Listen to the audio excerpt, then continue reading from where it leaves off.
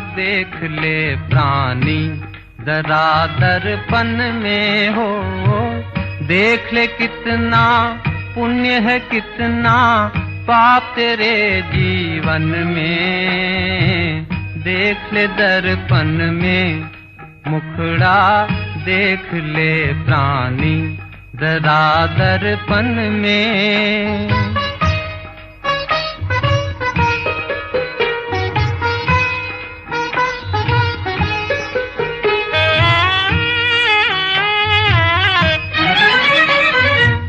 कभी तो पल भर सोच ले प्राणी, क्या है तेरी कर्म कहानी। कभी तो पल भर सोच ले प्राणी, क्या है तेरी कर्म कहानी।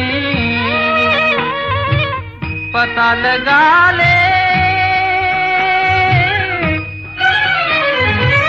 पता लगा ले पड़े हैं कितने दाग तेरे दामन में। देख ले दर्पण में मुखड़ा देख ले प्राणी जरा दर्पण में।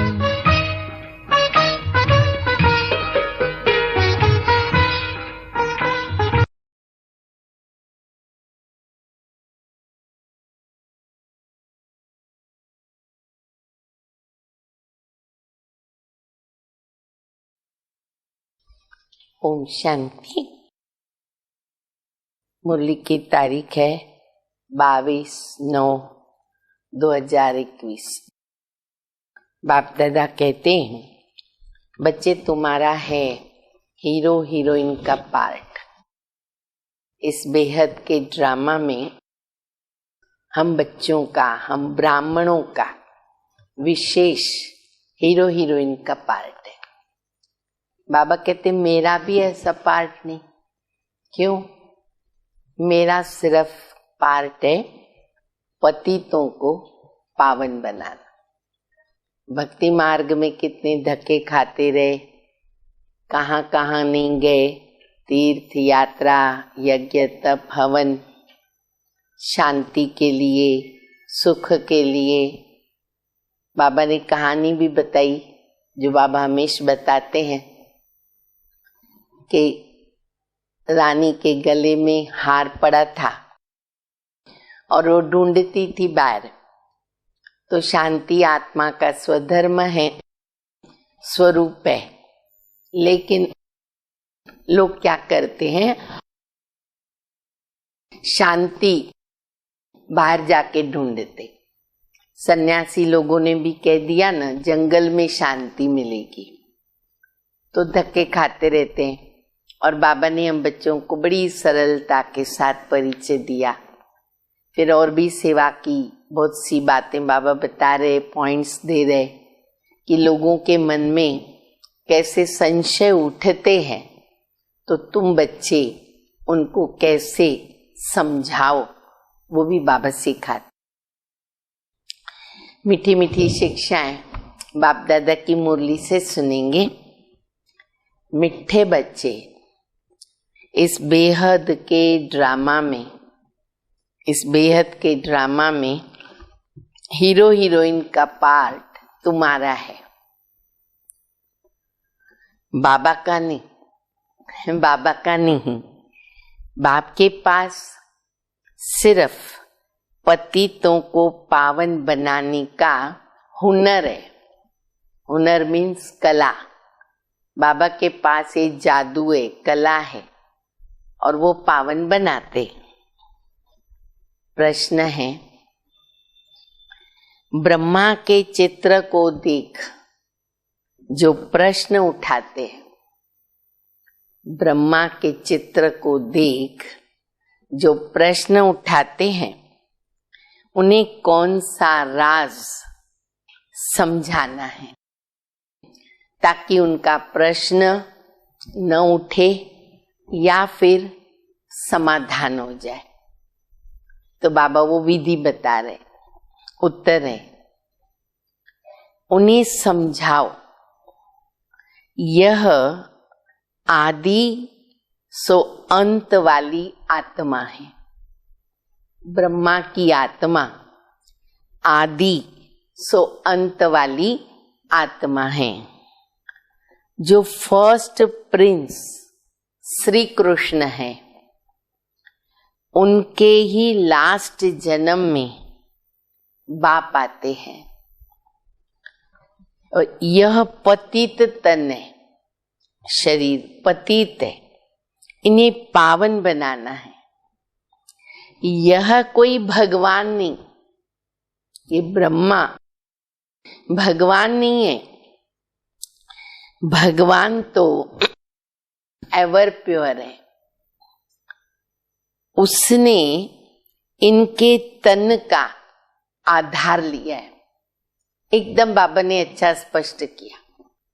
अगर ये बात उनके बुद्धि में आ जाती है, समझ लेते, तो प्रश्न नहीं उठेगा, समाधान हो जाएगा। गीतम सबने सुना, मुखड़ा देख ले प्राणी, ओम शांति। बाप ने बच्चों को समझाया है, शांति के लिए कोई बाहर दर दर धक्का नहीं खाना है। जैसे हठी योगी सन्यासी समझते हैं कि गृहस्थ व्यवहार में रहकर के शांति नहीं मिल सकती है। शांति जंगल में मिलती है, परंतु बाप समझाते शांति तो वहां भी नहीं मिल सकती, जंगल में भी नहीं मिलेगी। इसके ऊपर एक कहानी दृष्टांत सुनाते हैं। रानी के गले में हार पड़ा था और वो ढूंढती थी बाहर, मेरा हार गुम हो गया। ऐसे शांति तुम्हारे गले में पड़ी है, बाहर कहाँ ढूंढते हो? स्वयं को भूल गए, देह भान में आ गए, तो वो हार छिप गया। बाबा ज्ञान रूपी दर्पण देते, जब उसमें हम आत्मा की मूरत सूरत देखते हैं तो समझता है कि आत्मा, उनका स्वधर्म शांत है, शांति गले का हार है। बाबा आकर समझाते हैं कि बच्चे, तुम आत्मा का स्वधर्म शांत है। ये शरीर तुम्हारी कर्म इंद्रियां हैं, इनसे तुमको पार्ट बजाना पड़ता है।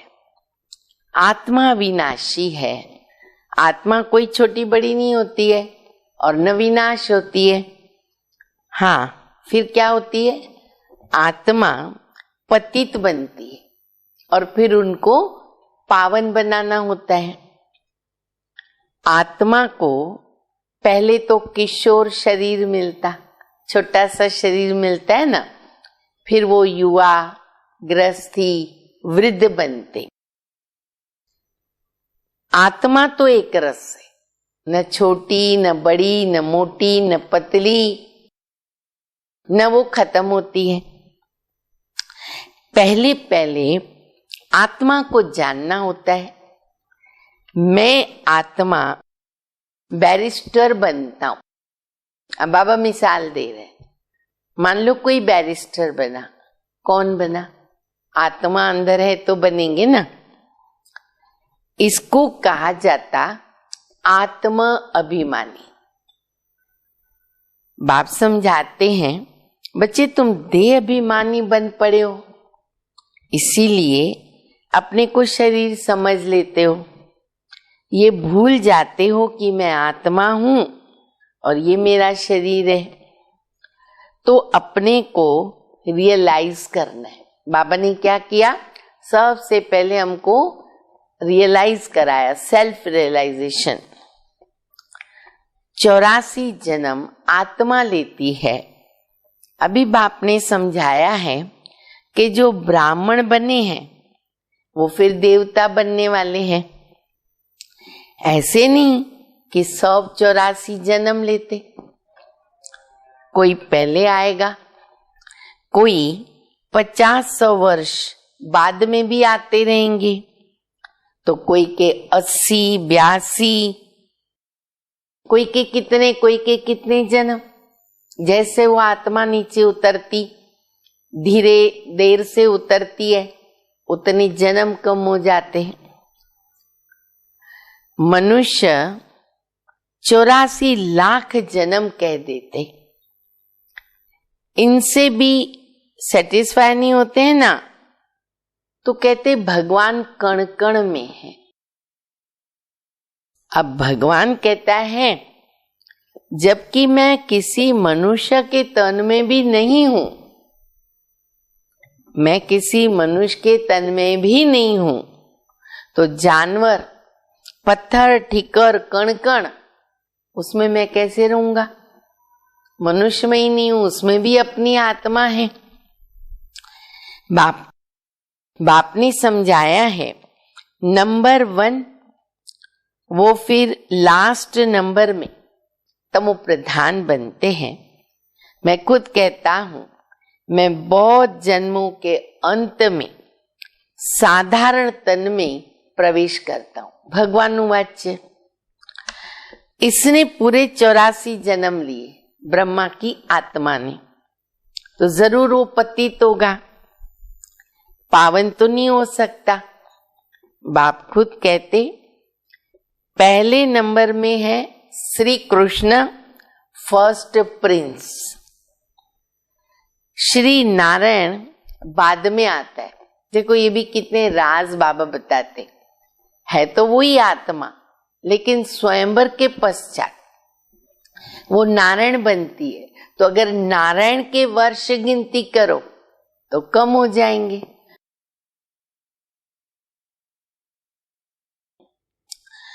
तो बाबा कहते नारायण बाद में होता है ना, जब बड़ा होता है, तो वह 20-25 वर्ष कम हो जाते, तो उनके भी पूरे 84 जन्म नहीं कहेंगे, वो सिर्फ श्री कृष्ण के लिए।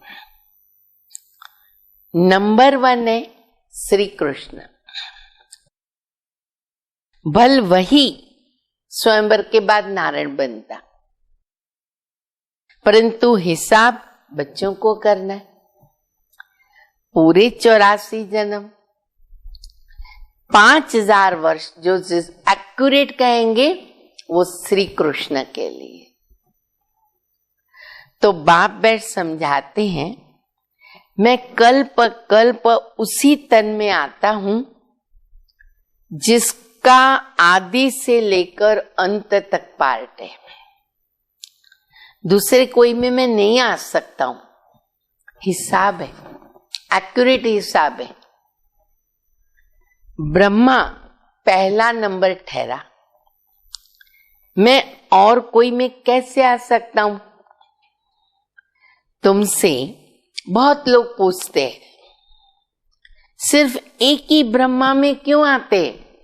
अच्छा, हर कल्प भगवान चेंज करे, इसी में क्यों आते? परंतु ये तो हिसाब है ना, समझने की बातें हैं। गाया हुआ है ब्रह्मा द्वारा स्थापना, विष्णु या शंकर द्वारा स्थापना, ऐसे बोल सकते हैं? नहीं, ब्रह्मा द्वारा स्थापना। तो ब्रह्मा में भगवान को आना पड़े ना, ये और कोई का काम नहीं। मनुष्य रचता रचना को नहीं जानते, ये भी ड्रामा में नूंद है। बनी बनाई बन रही, अब काहे की चिंता, बन गई है। चिंता ताकि कीजिए जो अभी की बात है, जो होनी है वो होती है, बदल नहीं सकते। एक्यूरेट बना हुआ ड्रामा रिपीट होता है। आज जो कुछ होता है फिर 5000 वर्ष के बाद होगा। बाबा ने समझाया भी था, कोई भी बात ऐसी देखो तो बोलो। ये कोई नई बात नहीं है, यह लड़ाई पहले भी लगी थी, नथिंग न्यू। महाभारत की लड़ाई 5000 वर्ष पहले भी हुई थी। ये बाबा कहते बता सकते हो। जैसे कॉमन में प्रदर्शनी रखते हैं ना, तो लास्ट में लिख के रखते हैं कि ये प्रदर्शनी आपने 5000 वर्ष पहले देखी थी, आज देख रहे हो और 5000 फिर देखोगे। तो कई जब ये पढ़ते हैं ना, वंडर खाते, फिर आके पूछते हैं कि इसका मतलब क्या। तो बाबा कहते उनको बताओ कि ये लड़ाई महाभारत की हर 5000 वर्ष के बाद लगने वाली है। क्रिश्चियन ने भारत में आके राज्य छीना न, नथिंग न्यू। फिर कल्प के बाद ऐसे होगा, ये होना ही है, क्योंकि रिपीट होता है। ये वर्ल्ड की हिस्ट्री, ज्योग्राफी रिपीट होती रहती है। अभी फिर से देवी देवता धर्म की स्थापना हो रही है, जिनके 84 जन्म पूरे हुए, वही पहले नंबर में लक्ष्मी नारायण बनेंगे। अब ये सब राज बाप बैठ समझाते हैं। बाप कहते हैं, मैं मनुष्य सृष्टि का बीज रूप हूं, इनको उल्टा झाड़ का जाता। सबको मालूम है ना उल्टा झाड़ क्यों कहते? बीज ऊपर है, झाड़ नीचे है। इस कल्प वृक्ष की आयु कितनी? 5000 वर्ष। स्वास्तिका में 4 भाग एक जैसे दिखाते। कभी भी स्वास्तिका निकालेंगे, चारों ही भाग एक जैसे करते। और शास्त्रों में सतयुग, त्रेता, सब युगों की आयु अलग अलग बता दी। तो बाबा कहते 4 भाग एक जैसे होते। युग भी इक्वल है, इसमें फर्क नहीं पड़ सकता। बाप समझाते हैं कि देखो दुनिया में क्या क्या हो रहा है। कोई मून में जाते हैं, चंद्रमा तक जाते, अब तो कहां कहां पता नहीं पहुंच गए। अच्छा, कोई न ऐसे आग पर चलते हैं, फिर कोई पानी पर चलते हैं। अलग अलग सब रस्म रिवाजें और एक संकल्प रहता है, ऐसा करने से भगवान मिलेगा, हमारी इच्छाएं पूरी होगी। बाबा कहते ये सब फालतू है, फायदा कुछ भी नहीं होगा। मनुष्य पावन बन, मुक्ति, जीवन मुक्ति में तो जा नहीं सकते। कुछ भी करे ना, घर में वापस जा नहीं सकते जब तक कि बाबा ना आवे, हमें पावन बनावे। गेट खुलेगा तब तो सब जाएंगे। आत्मा को अपना घर और बाप का घर भूल गया है। आत्मा अपने को ही भूल कर देह अभिमानी बन पड़ी। अच्छा, फिर मंदिरों में जाकर महिमा गाते हैं कि आप सर्वगुण संपन्न, 16 कला संपूर्ण, और खुद के लिए कहते हम नीच है, पापी हैं। अपनी गिलानी करते, बिल्कुल बिंदास करते। अंदर ही अंदर बोलना होता है ना, तो उनको शर्म नहीं आती है, बोल देते हैं। बाहर कोई बोलेगा तो नहीं सहन होगा, लेकिन अंदर बता देंगे हम नीच हैं, पापी हैं, विकारी हैं। तो अपनी गिलानी करते हैं। बाप तो कभी पुजारी नहीं बनता। अच्छा, फिर सेकंड नंबर में कहेंगे शंकर भी एवर पूज्य। देखो बाबा कितना गहरा राज बता रहे। इसीलिए तो शिव शंकर को मिला दिया ना भक्ति मार्ग में। ये गड़बड़ इसके लिए हुई है। विष्णु का तो पार्ट है, ब्रह्मा का भी पार्ट है, पूरे 84 जन्मों का पार्ट है। शंकर का तो वो पार्ट नहीं है। तो बाबा कहते शंकर भी एवर पूज्य, वह भी पुजारी नहीं बनता।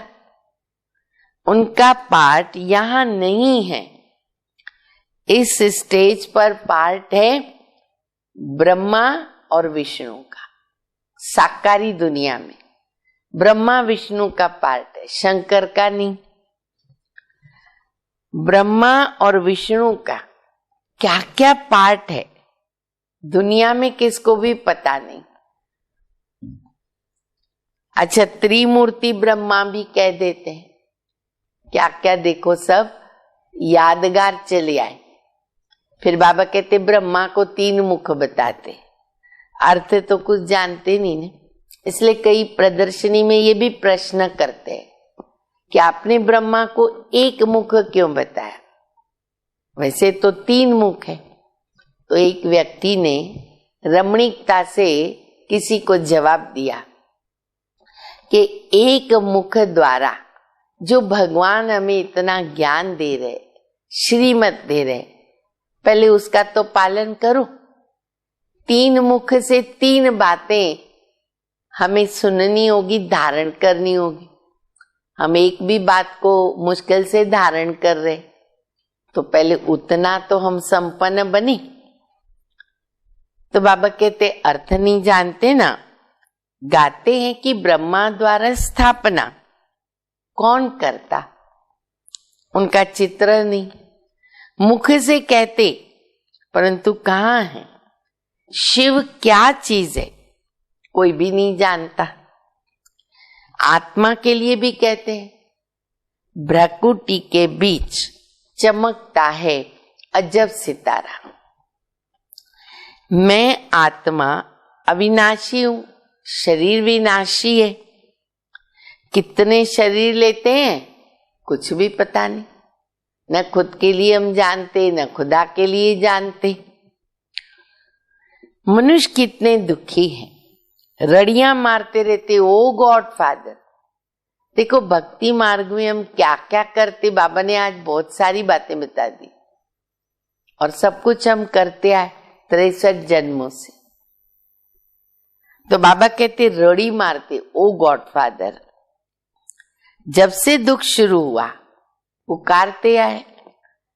यह भी समझाया गया है, भारत में जब रावण राज्य शुरू होता है तो ऐसे नहीं और धर्मों में भी रावण राज्य हो गया नहीं।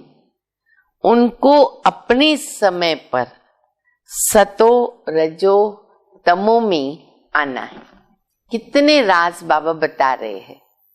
अब अन्य धर्म की जो आत्माएं हैं वो द्वापर युग में उतरती है, तो पहले तो वो सतो होती है ना, तो उनके लिए रावण राज्य तुरंत नहीं शुरू होता है, पहले सुख देखती है।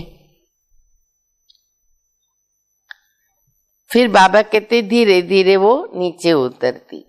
ये कहानी सारी भारत पर मेन है, वह तो बाई प्लॉट है। बाप बीच में ही आते हैं।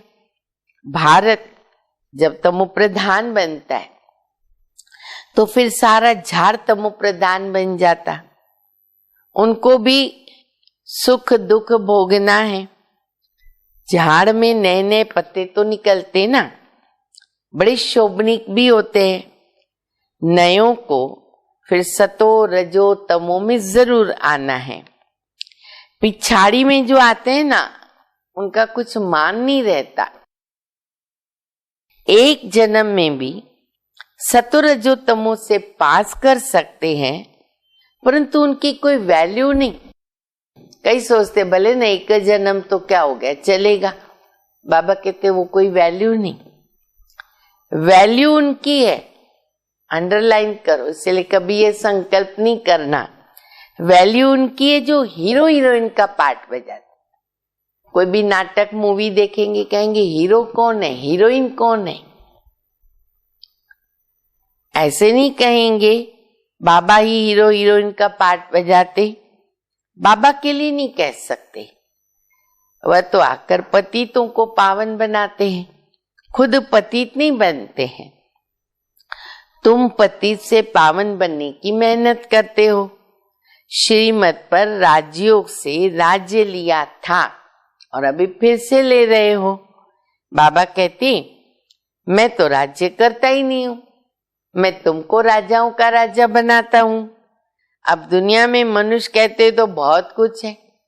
भगवान वाच्य मैं तुमको राजाओं का राजा बनाता हूं, परंतु उनका अर्थ न खुद समझते हैं और न किसको समझा सकते हैं। बाप आते भारत खंड में, भारत अविनाशी खंड है, भगवान आ गया अविनाशी खंड है। उनकी महिमा बहुत भारी है। जैसे बाप की महिमा अपरंपार है ना, भारत की महिमा भी अपरंपार है। इतना भारत महान है। भारत में परम पिता परमात्मा आकर के सब मनुष्य मात्र की सदगति कर सबको सुख देते हैं। तो उनका बर्थ प्लेस भारत है, भगवान का बर्थ प्लेस। भारत प्राचीन देश है। भगवान राजयोग सिखलाने भारत में आया था, परंतु कृष्ण को भगवान कह देने से उनकी महिमा नहीं रही। भगवान तो एक ही है, उनको सतगुरु कहा जाता, बाकी गुरु तो ढेर है। कोई धंधा सिखलाने वाले को भी तो गुरु कह देते, कोई ने कुछ सिखलाया तो भी कहेंगे हमारे गुरु है। आजकल तो सबको अवतार भी मान लेते हैं, कुछ भी समझते नहीं। जब बिल्कुल पतित बन जाते तो पुकारते कि बाबा आकर के पावन बनाओ। बाप आकर सच्ची सच्ची अमर कथा सुनाते। अब तुम्हारी बुद्धि में है कि हम 84 जन्मों में कैसे आते हैं। पहले अच्छा जन्म, फिर उतरते रहेंगे। दुनिया की भी उतरती कला। मनुष्यों की बुद्धि सतो रजो तमो बनती है। सतयुग से फिर थोड़ी थोड़ी उतरती कला शुरू होती, धीरे धीरे उतरते हैं। फिर दूसरी कहावत है, चढ़ती कला तेरे भाणे सर्व का भला। सर्व का सदगति दाता एक बाबा है। वो गुरु लोग सिर्फ शास्त्र सुनाते हैं, सुनते सुनते गिरते आए। बेहद का बाप आकर बच्चों को पूछते हैं, देखो बाबा क्या पूछते हैं, अरे मैं तुमको इतना शाहूकार बना के गया, इतने हीरे जवाहरों के महल दे के गया, वो किधर चले गए, हिसाब दो। बाप पूछ रहा है। लौकिक बाप बच्चों को पैसा देता है, लेकिन बच्चे अगर पैसे बर्बाद कर देते तो बाप बुलाकर पूछता है ना, अरे तुमने इतने पैसे कहाँ बर्बाद कर दिए। बच्चों के पास पैसे होते हैं ना, लौकिक में उड़ाते हैं। बाप धर्मात्मा है, बच्चे विलायत में जाके लाखों रुपए उड़ा देते। बाप कुछ कर नहीं सकता, बाप हारगति भी नहीं दे सकता, क्योंकि दादे की मिल्कियत है, परंतु अंदर जलते रहते हैं। बाप कुछ कर नहीं सकता है। बाप के मर जाने के बाद कोई कोई ऐसे गंदे बच्चे भी होते, बिगड़ जाते, कुसंग में आते हैं ना, 12 मास में ही पूरी बाप की मिल्कियत उड़ा देते हैं। अब वो तो हद की बातें होगी, ये बेहद की बात है। बेहद का बाप कहते तुम कितने धनवान थे, विश्व के मालिक थे, फिर कंगाल क्यों बने, इतना धन कहाँ गया। बच्चों से बाबा पूछता है, भाई जवाब दो बाबा को। भारत को इतना शाहूकार बनाया, सब पैसे कहाँ चले गए। फिर बाप बैठ करके समझाते। क्या समझाते बाबा, भक्ति मार्ग में कितना खर्च किया, कहाँ कहाँ खर्च किया वो बाबा बताते हैं ना। अच्छा, शास्त्रों के पिछाड़ी भी कितना खर्च कर दिया। फिर माथा टेकते रहे, झुकते रहे, टिप्पण घिस गई। ऐसे किसी को ऐसा बाल निकल जाते ना बीच से, पूरा क्या बोलते, गंजा, उसको बोलते टिप्पण। तो बाबा कहते टिप्पण भी घिस गई, पैसे आदि सब गंवा बैठे। ये भी ड्रामा। हम तुमको शाहूकार बनाते, रावण तुमको कंगाल बना देता। भारतवासियों को बाप समझाते, भारत सोने की चिड़िया थी, इतना धन था जो दूसरे धर्म वाले लूट के भी लेके गए। ख्याल करो भारत क्या था, ये भी तो ड्रामा बना हुआ है। भारत हेवन, भारत हेल, अभी नर्क। इसलिए बाबा ने सीढ़ी ऐसी बनवाई जो कोई भी समझे कि हम पतित बन गए। छोटे छोटे बच्चों को भी चित्रों पर समझाया जाता है। नक्शे के बिगैर बच्चे क्या समझे, चित्र है नक्शे। बाबा आकर पति से पावन बनाने की सहज युक्ति बताते हैं। सहज ते सहज भी है और डिफिकल्ट ते डिफिकल्ट भी है। सतयुग में देह अभिमानी रहते हैं। आत्मा समझती अब शरीर बड़ा हुआ है, पुराना चोला छोड़ेंगे, दूसरा लेंगे। सतयुग में सुखी रहते हैं। कोई ने शरीर छोड़ा टाइम पर, रोना नहीं आता। जैसे साक्षात्कार होता है, अब जाकर बच्चा बनना है तो पुरानी खल छोड़ देते। यहाँ कोई मरता है तो रोने लगते हैं, बैंड बाजा भी ले जाते। सतयुग में तो खुशी से एक शरीर छोड़ दूसरा लेते, शादमाना मनाते। और यहाँ कितना अफसोस मनाते। कोई मरता है कहेंगे स्वर्ग पधारा, इसका मतलब वो नरक में था। अब तुम पुरुषार्थ कर रहे हो स्वर्गवासी बनने का। बाप तुमको स्वर्गवासी बनाते, बाबा आते जीवन मुक्ति देने। कल्प कल्प बाबा आकर इस तन के द्वारा समझाते हैं, तुमको ब्राह्मण तो जरूर बनना है। यज्ञ में ब्राह्मण तो चाहिए ना। ये है राजस्व अश्वमेध अविनाशी रुद्र यज्ञ। इस रथ को स्वाहा करना है, सब कुछ स्वाहा हो जाएगा।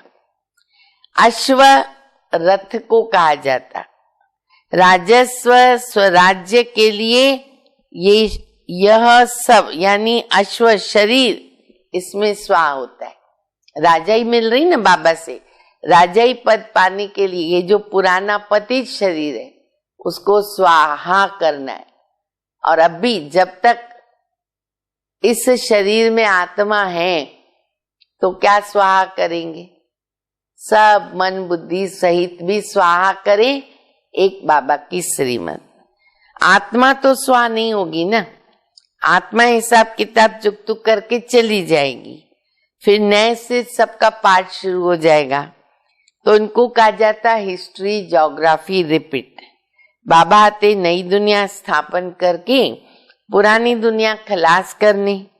ये की महाभारत लड़ाई है जो शास्त्रों में गाई हुई है, और कोई लड़ाई का शास्त्र नहीं है। तो समझाना चाहिए कि इस लड़ाई से ये स्वर्ग के द्वार खुलते, इसीलिए इनका शास्त्रों में गायन है। इनका ये लड़ाई का, महाभारत की लड़ाई का शास्त्रों में क्यों गायन है, तो बाबा उसका राज बताते। अच्छा, मीठे मीठे सिकिल दे बच्चों प्रति माता पिता बाप दादा का याद प्यार। Good morning. रूहानी बाप की रूहानी बच्चों को नमस्ते। हम रूहानी बच्चों की रूहानी बाप को, माता पिता बाप दादा को याद प्यार, गुड मॉर्निंग और नमस्ते। धारणा के लिए मुख्य सार है, पहला, बीती बातों का कभी भी चिंतन नहीं करना है, क्योंकि ड्रामा मस्ट रिपीट। बाबा कहते चिंतन मत करो, जो बात बीत गई नथिंग न्यू ऐसा समझ के भूल जाओ, फिर वो कल्प के बाद सामने आएगी। दूसरा, इस राजस्व अश्वमेघ यज्ञ में अपना तन मन धन सब स्वाहा करके सफल करना है। इस अंतिम जन्म में संपूर्ण पावन बनने की मेहनत करनी है। वरदान है, मास्टर त्रिकालदर्शी बन, हर कर्म युक्ति युक्त करने वाले, कर्म बंधन मुक्त भव। जो भी संकल्प बोल कर्म करते हो वो मास्टर त्रिकालदर्शी बनकर करो, तो कोई भी कर्म व्यर्थ या अनर्थ नहीं हो सकता। त्रिकालदर्शी अर्थात साक्षीपन की स्थिति में स्थित होकर कर्मों की गुह्य गति को जानकर इन कर्मेंद्रियों के द्वारा कर्म कराओ तो कभी भी कर्म के बंधन में नहीं बंधेंगे। हर कर्म करते कर्म बंधन मुक्त कर्मातीत स्थिति का अनुभव करते रहेंगे। स्लोगन है, जिनके पास हद के इच्छाओं की अविद्या, जिनके पास हद के इच्छाओं की अविद्या इनोसेंट है, वो महान संपत्तिवान है। क्योंकि बाबा ने बनाया है इस दुनिया की इच्छाओं से उपराम, इच्छा मात्रम अविद्या। एक ही शुभ इच्छा रखनी है, बाप समान बनना है। अच्छा, ओम शांति।